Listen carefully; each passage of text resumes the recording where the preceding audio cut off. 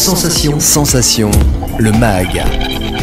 Bonjour à tous, bienvenue sur Sensation en association avec TV78. Je reçois aujourd'hui Christine Colville, vous êtes coordinatrice technique et administrative à la Maison de l'Europe des Yvelines. Bonjour. Bonjour. Alors Christine Colville, on va aujourd'hui parler de deux projets que vous accompagnez au sein de la Maison de l'Europe des Yvelines. Ils s'appellent respectivement Découverte, Inclusion vers l'Europe pour DIVE et United Generation.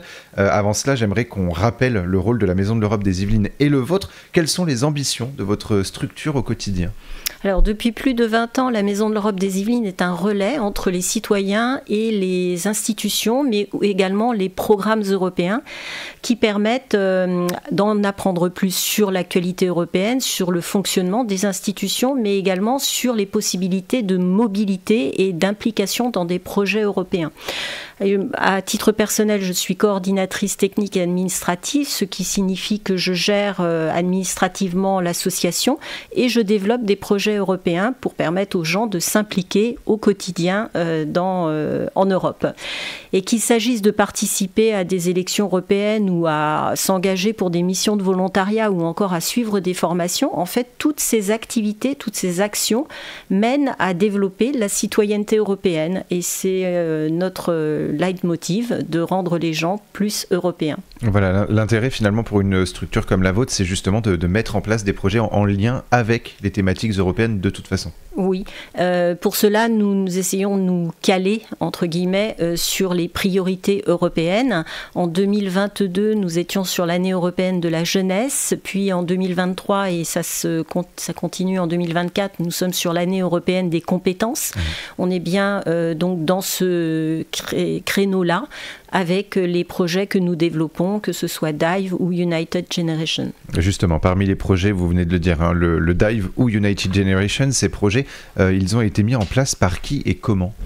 La Maison de l'Europe des Yvelines a imaginé le concept du projet DIVE, Découverte, Inclusion vers l'Europe, car son but ultime, c'est de développer, de continuer à renforcer les compétences douces des personnes qui peuvent participer au projet DIVE afin d'impacter leur quotidien, tant au niveau personnel que professionnel.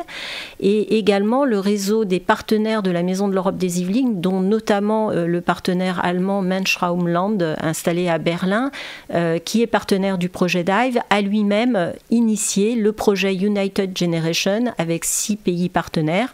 Donc Chypre, la Hongrie, la Lettonie, la Croatie, la France, l'Allemagne. Et dans ce contexte, nous sommes là sur un projet qui s'adresse à un public très large, allant des jeunes générations aux seniors, pour réduire l'isolement des personnes âgées dans une société de plus en plus numérique. On va y revenir justement plus en détail dans un instant. On va d'abord commencer par le projet DIVE, donc pour Découverte, Inclusion vers l'Europe. Quels en sont les objectifs ? Il s'agit de booster l'envie de ces personnes à réaliser des formations en Europe, parce que pour nous, c'est un levier qui permet aux gens de rebondir, de se réapproprier leur parcours personnel et professionnel et de se créer des opportunités pour l'avenir. Pourquoi défendre l'idée justement, parce que alors il y a également ces compétences douces à travers le DIVE, les soft skills. Comment est-ce qu'on peut acquérir justement ces compétences douces à l'étranger ? Le fait d'être à l'étranger permet de se mettre en situation de sortir de sa zone de confort. Donc de prendre un petit peu des risques. Et c'est justement cette prise de risque mesurée, puisque c'est encadré dans le cadre du projet DIVE, ça permet de se confronter à un nouvel environnement, et c'est dans ce nouvel environnement que les personnes sont à même de développer des compétences transversales, qui sont liées à la personnalité ou compétences douces, et qui sont... par exemple, pour illustrer, le savoir-être, la gestion des émotions, le dépassement de soi, la prise d'initiative, etc. Toutes ces compétences qui ne sont pas quantifiables par un diplôme peuvent impacter fortement le devenir des personnes, en les rendant plus confiantes en elles-mêmes et en les projetant dans l'avenir. Certains professionnels sont donc partis à l'étranger pour acquérir donc de nouvelles compétences, alors pas forcément en lien avec le travail, on l'aura compris. Pouvez-vous nous en dire plus sur ces personnes accompagnées dans le cadre du projet DIVE ? Les personnes accompagnées dans le cadre du projet DIVE sont diverses. On peut parler des jeunes apprenants qui sont inscrits dans une mission locale, car ces missions locales font partie du consortium créé par la Maison de l'Europe des Yvelines.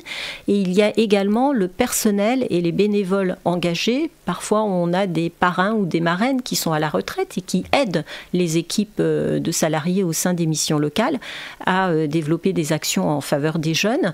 Donc, toutes ces personnes-là sont appelées à pouvoir participer au projet DIVE et elles sont appelées à réaliser des activités diversifiées, soit des stages d'observation qui leur permettent de partager des bonnes pratiques et de revenir avec des idées innovantes au retour à intégrer dans leur structure de rattachement, ou encore des cours structurés très ciblés sur une thématique comme l'intelligence émotionnelle, le travail en équipe, l'art au service du bien-être, etc., et qui sont des outils à titre personnel, voire professionnel, utiles pour ces personnes-là.